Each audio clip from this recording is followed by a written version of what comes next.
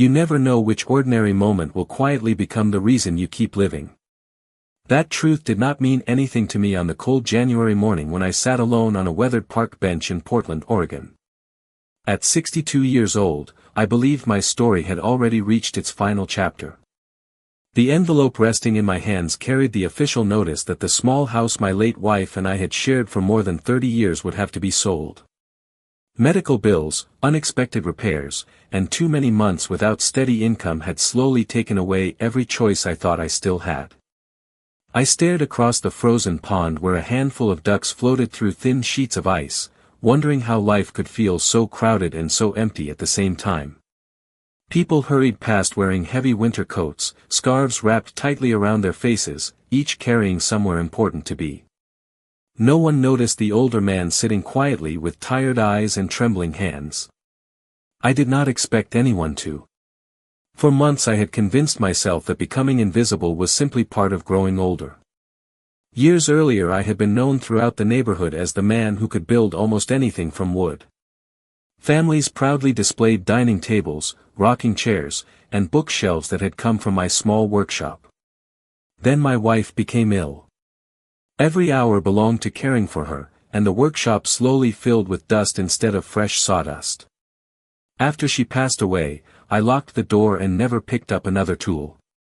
It seemed pointless to create beautiful things when the person I most wanted to share them with was gone. The icy wind pulled me back to the present. I folded the envelope and slipped it into my coat pocket, deciding I should head home before the snow became heavier. As I stood, I realized I had left my worn leather gloves beside the bench. Before I could reach for them, a soft voice spoke behind me. "Excuse me, sir. I think these belong to you." I turned to see a young woman holding the gloves with both hands. She smiled warmly, not the polite smile people offer out of obligation, but the genuine kind that reaches the eyes. She looked to be around 30 years old, wearing a navy wool coat and a knitted cream scarf dusted with tiny snowflakes. I thanked her and reached for the gloves, but instead of immediately walking away, she noticed my hands shaking from the cold. Without saying another word, she disappeared toward the small coffee stand at the edge of the park. I assumed she had simply remembered somewhere else she needed to be. A minute later she returned carrying a steaming paper cup. She gently placed it beside me on the bench along with a folded napkin. "It is hot chocolate," she said softly. "Today feels too cold for anyone to leave without something warm." Before I could protest or offer to pay, she smiled again, wished me a peaceful day, and quietly walked away into the falling snow. I looked down at the cup, still unable to understand why a complete stranger would spend her own money on someone she would probably never see again. Tucked beneath the cup was the folded napkin. Curious, I opened it and found a short handwritten message in neat blue ink. It read, "The world still needs what only you can give. Please do not stop believing that." I read those words again and again while the hot chocolate warmed my hands. She could not possibly know how close I had come to believing I no longer mattered. Yet somehow, in less than 5 minutes, a stranger had spoken directly to the part of my heart I thought had disappeared forever. The handwritten note stayed folded inside my coat pocket for the rest of the day, and even after I arrived home, I found myself reading those few simple words again and again. The little house that had once echoed with my wife's laughter now felt quieter than ever, yet something inside me had shifted in a way I could not explain. I placed the empty paper cup on the kitchen counter beside the note instead of throwing it away. It seemed strange to keep something so ordinary, but somehow it had become proof that kindness still existed in a world where I had almost stopped looking for it. That evening I walked through my small living room and paused outside the workshop door that had remained closed since my wife passed away. Dust covered the handle, and I rested my hand against the worn wood without opening it. I simply stood there remembering the countless evenings I had spent shaping oak, maple, and walnut into dining tables, rocking chairs, and children's toys while my wife smiled from the doorway holding 2 cups of coffee. For the first time in years, I wondered what she would have said about the young woman in the park. I smiled quietly because I already knew the answer. She would have reminded me that the world still had good people in it. The following morning I slipped the folded note back into my pocket before leaving the house. I told myself I was only going for a walk, but deep inside I knew I was hoping to see the young woman again, even if only long enough to thank her properly. Snow still covered the sidewalks as I made my way back to the same park. The bench was empty, the pond looked just as frozen, and the same coffee stand stood near the entrance welcoming the first customers of the day. After standing there for several minutes, I finally walked toward the counter carrying the paper cup she had given me. The young barista smiled politely and asked if I wanted another hot drink. Instead, I held up the empty cup and asked whether she knew the young woman who had bought it the day before. The barista looked at the cup, then smiled with recognition. "Oh, you must mean Emma," she said. "She comes by almost every morning before work." I thanked her and explained that I wanted to return the cup and repay the kindness. The barista laughed softly and shook her head. "She always tells people the same thing," she replied. "If someone wants to thank her, they should simply be kind to someone else someday." I stood there speechless. I had expected a name, perhaps a place where she worked, maybe even a chance to hand back the few dollars she had spent. Instead, I received another unexpected lesson. As I turned to leave, the barista called after me. "She left something else yesterday." Curious, I walked back to the counter. The barista reached beneath it and handed me a small wooden token with the image of a tree engraved on one side. On the back were just 4 simple words. "Keep growing. One day." I closed my fingers around the smooth piece of wood and felt something I had not experienced in a very long time. It was not certainty. It was not confidence. It was simply the quiet beginning of hope, and for reasons I could not yet understand, I suddenly found myself wondering whether perhaps my story had not reached its ending after all. For the next several mornings I found myself returning to the same park almost without thinking. I always carried the small wooden token in my coat pocket, running my thumb across the carved tree whenever doubt quietly crept back into my mind. The bench where we had first met became strangely familiar, as though it had witnessed the beginning of something I could not yet understand. Most days Emma never appeared, and I reminded myself that expecting to meet the same stranger twice in a city as large as Portland was probably unrealistic. Even so, I continued walking past the coffee stand before heading home. One Thursday morning, just as I turned away, I heard a cheerful voice behind me. "I was wondering when you would come back." I turned to see Emma standing in line with a paper cup in one hand and a canvas bag slung over her shoulder. She smiled exactly as she had the first day, with the same warmth that somehow made winter feel less cold. I thanked her for the hot chocolate and the note, reaching into my pocket to return the wooden token. She gently pushed my hand back toward me. "It belongs to you now," she said. "I only pass them along when someone looks like they need a reminder." We decided to walk through the park together before she went to work. Our conversation felt surprisingly easy. She never asked uncomfortable questions or treated me as though I needed sympathy. Instead, she asked simple things. What kinds of wood had I enjoyed working with most? What was the first piece of furniture I had ever built? Which project had made me the proudest? No one had asked me those questions in years. As I described building a walnut rocking chair for my wife's 50th birthday, I realized I was smiling without even noticing. Emma listened with genuine curiosity, as though every memory mattered. When I admitted that I had not stepped inside my workshop since losing my wife, she slowed her pace and looked at me thoughtfully. "Do you think your hands forgot how to build?" she asked. I quietly shook my head. "No. Then maybe they are simply waiting for permission to begin again." Her words lingered between us as we reached the edge of the park. Before leaving, she pulled a small notebook from her bag and carefully wrote the address of the neighborhood coffee shop where she worked.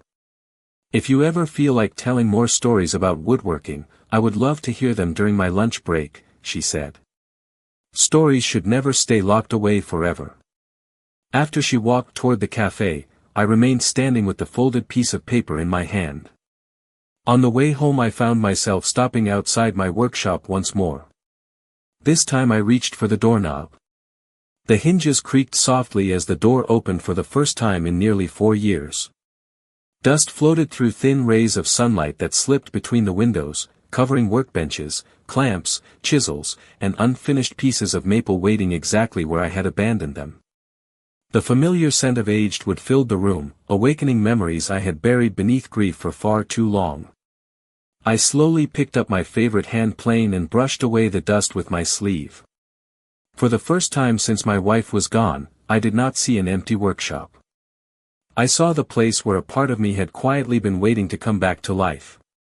Opening the workshop door had awakened something I believed was gone forever, yet bringing it back to life proved far more difficult than simply stepping inside. The following Saturday morning I returned carrying a bucket of warm water, old cleaning cloths, and enough determination to face the years I had spent avoiding this room. Every shelf held memories. Every tool reminded me of evenings when my wife would quietly appear in the doorway carrying sandwiches because she knew I became so absorbed in building that I often forgot to eat. Dust covered every surface, but beneath it I could still recognize the workshop we had created together. I spent hours wiping down workbenches, organizing chisels, sharpening old hand planes, and sweeping away piles of sawdust that had settled like forgotten seasons. The work left my back aching, yet for the first time in years I welcomed the feeling. It reminded me that I was still capable of creating something instead of simply remembering what had already been lost. Early the following week I visited the neighborhood coffee shop during Emma's lunch break. She greeted me with genuine surprise and invited me to sit near the front window where afternoon sunlight filled the room. I told her I had finally opened my workshop again. Her smile became even brighter than the first day we met. "That is wonderful," she said. "What are you going to build first?" I laughed softly and admitted I had not thought that far ahead. She stirred her tea for a moment before looking outside toward the small city park across the street. Several older residents sat on worn benches while children played nearby. One bench stood empty because one of its wooden slats had cracked, leaving bright caution tape stretched across it. Emma quietly pointed toward the broken bench. "Maybe start with something simple," she suggested. "What if you built a new bench for the park where we met?" I looked through the window at the empty space and immediately pictured families resting there during spring afternoons, grandparents watching grandchildren play, strangers sharing conversations just as we had. It was such an ordinary idea, yet it felt exactly right. I returned home that evening and searched through stacks of lumber until I found several beautiful maple boards my wife and I had purchased years earlier for a project we never finished. Running my hand across the smooth grain, I smiled as though she had somehow left them there waiting for this exact moment. Over the next several days I measured carefully, marked clean lines, and made the first cuts with hands that gradually remembered every familiar movement. The sound of saws, planes, and sandpaper once again filled the workshop, replacing silence with purpose. Every evening I noticed myself looking forward to returning after dinner. It no longer felt like work. It felt like healing. One afternoon Emma stopped by after finishing her shift. She stood quietly in the workshop doorway exactly where my wife had once stood countless times before. She admired the unfinished bench without offering unnecessary praise. Instead she gently ran her hand across the smooth wood and smiled. "Someone is going to sit here one day without ever knowing how many lives this bench helped rebuild," she said softly. I looked at the unfinished project standing beneath the warm workshop lights and suddenly realized she was not only talking about the bench. She was talking about me, and for the first time in many years, I believed she might be right. The bench slowly began taking shape over the following 2 weeks, and with every carefully measured cut, every smooth pass of the hand plane, and every layer of finish brushed across the maple wood, I felt as though I was quietly rebuilding more than a piece of furniture. I was rebuilding a part of myself that grief had convinced me was gone forever. Each morning I opened the workshop before sunrise, brewed a fresh pot of coffee, and worked while soft winter light filtered through the dusty windows. For the first time in years, the sound of tools echoed through the room again instead of silence. Even the little radio that had remained untouched on the shelf came back to life, filling the workshop with old country songs my wife had always loved to sing along with while sanding boards beside me. One afternoon Emma stopped by carrying 2 cinnamon rolls from the bakery across the street. She leaned against the workshop doorway with a smile that had become wonderfully familiar. We shared lunch sitting on overturned buckets while admiring the nearly completed bench. "It already looks like it belongs in the park," she said. I laughed softly and admitted that I had spent far more time perfecting it than anyone would probably notice. She shook her head. "People may never notice every detail," she replied, "but they will feel the care that went into it." Those words stayed with me long after she left. A few days later, with the bench finally completed, I contacted the City Parks Department and asked whether they would consider accepting it as a donation. The supervisor visited my workshop the following afternoon. He slowly walked around the bench, running his hand across the smooth maple slats before smiling with genuine admiration. "This is beautiful craftsmanship," he said. "We would be honored to place it in Riverside Park." Hearing those words felt almost unreal. The following Saturday a small maintenance crew installed the bench near the frozen pond where Emma and I had first met. I stood several yards away watching families stop to admire it without realizing who had built it.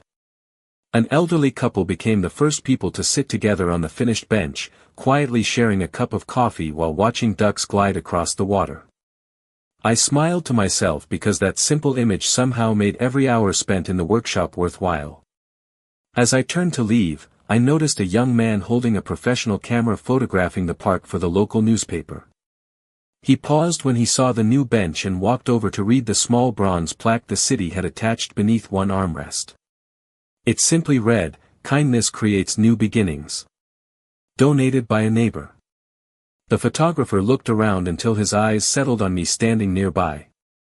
He introduced himself and asked whether I happened to know who had built it. At first I hesitated, never comfortable drawing attention to myself, but before I could answer, Emma appeared carrying 2 hot chocolates exactly as she had on the day we first met. She smiled toward the reporter and quietly said, "You should hear the story behind this bench." The reporter looked back at me with growing curiosity while raising his notebook. I glanced toward the maple bench where strangers were already creating memories of their own, and for the first time in years, I found myself believing that perhaps the most meaningful stories begin only after we think our lives have become too ordinary for anyone to notice.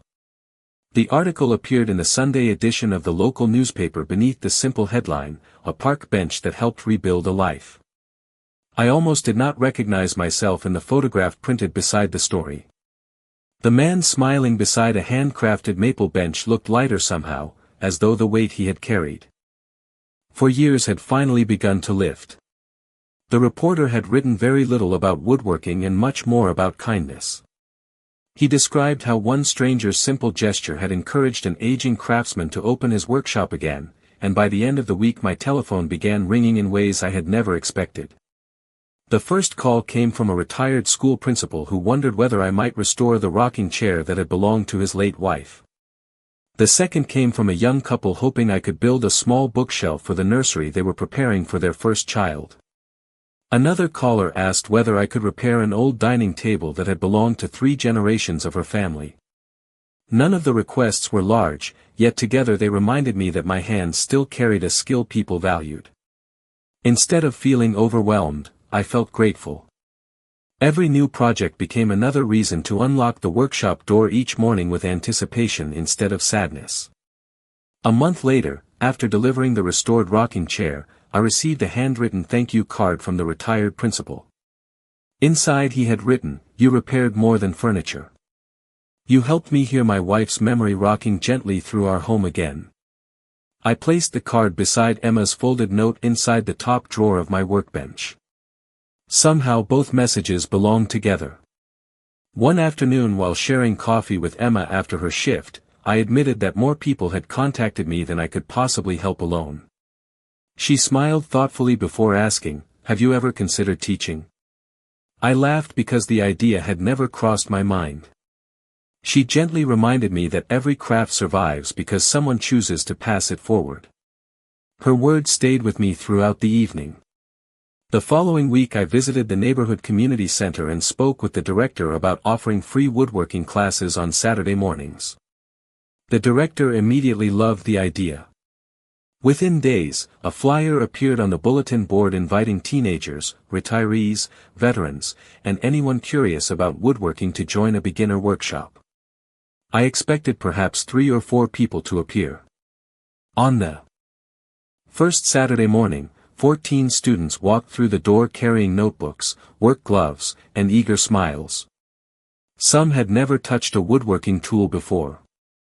Others simply wanted a place to learn something meaningful alongside people who welcomed them without judgment.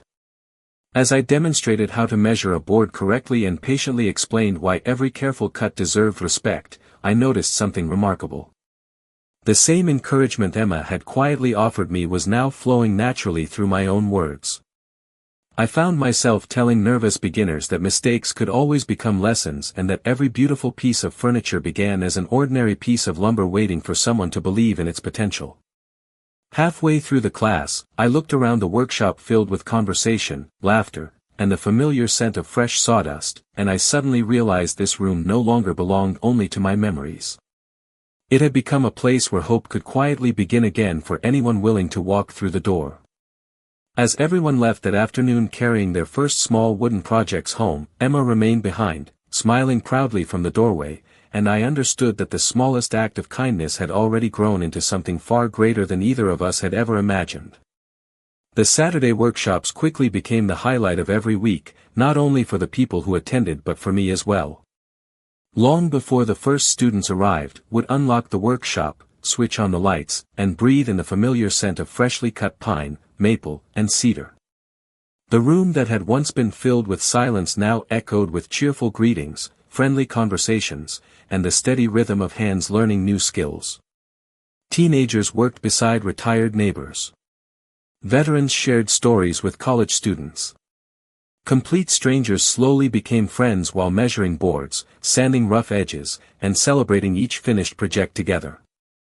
Watching those connections grow reminded me that people often come looking for a woodworking class but leave carrying something much more valuable. One rainy Saturday, after everyone had gone home, Emma stayed behind to help sweep the floor. We worked quietly for several minutes before I finally asked the question that had been sitting in my heart since the day we first met. "Why did you stop to help me that morning in the park?" She rested the broom against the wall and smiled thoughtfully before sitting on one of the workshop stools. "Because someone once did the same thing for my family," she answered softly. I sat across from her without saying a word, sensing there was more to the story. Emma looked toward the rain falling outside the workshop window before continuing. "When I was 12 years old, my father lost his job during a difficult winter. We barely had enough money for groceries, and I remember watching him sit alone inside his old pickup truck because he did not want us to see how discouraged he felt. One afternoon a complete stranger walked over, handed him a warm meal, and simply said, 'This season will not last forever.' Then he quietly walked away." She smiled through eyes that had become slightly misty with memory. "That meal did not solve our problems, but it reminded my father that someone still believed he mattered. Years later he found steady work again, and he spent the rest of his life helping people whenever he could. Before he passed away, he told me something I have never forgotten." She paused for a moment before repeating his words exactly. "Do not spend your life trying to repay the person who helped you. Spend your life becoming the person who helps someone else." I felt a quiet warmth settle over the room. Suddenly the hot chocolate, the handwritten note, the little wooden token, and every encouraging conversation made perfect sense. Emma had never been performing random acts of kindness. She had been continuing a promise that began long before we ever met. I reached into the top drawer of my workbench and carefully removed the folded napkin she had given me months earlier. The blue ink had faded slightly from being opened so many times, yet the message remained just as powerful. Emma smiled when she saw it. "You kept it," she whispered. I nodded. It reminded me to keep living on days when I almost forgot how. For a long moment neither of us spoke. Rain gently tapped against the workshop windows while evening light filled the room with a peaceful glow.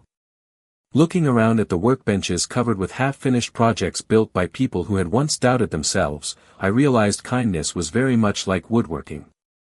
One careful touch by patient hands could transform something ordinary into something lasting, and the beauty often continued growing long after the person who began it had quietly stepped away.